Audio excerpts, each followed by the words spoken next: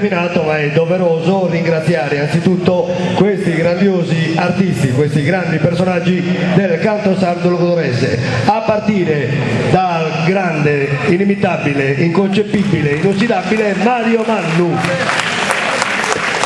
Ancora la grande voce squillante e potente, la voce melodica della Sardegna, Emanuele Bazzoni.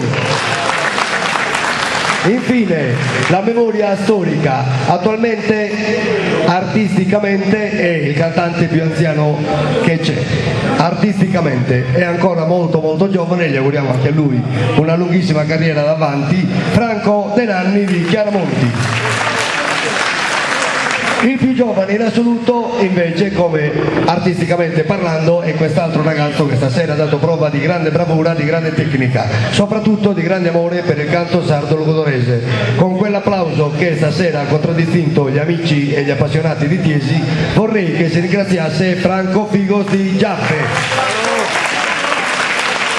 Ancora questo cantante ormai Tiesi lo conosce, 5-6 anni di fila, che puntualmente viene richiesto a gran voce dagli appassionati, dai comitati, da tutti quanti gli appassionati e gli editori di Tiesi e dintorni. Marco Manca da Usini. Un grande cantante e soprattutto un grande amico, un grande cultore della cultura sarda, Nino Uneddu di Tiesi. Vorrei si ringraziasse anche l'organizzazione, il comitato di San Giovanni, presieduto da Marco Ruiu e aiutato dal suo staff. Facciamo un applauso ringraziandolo ancora.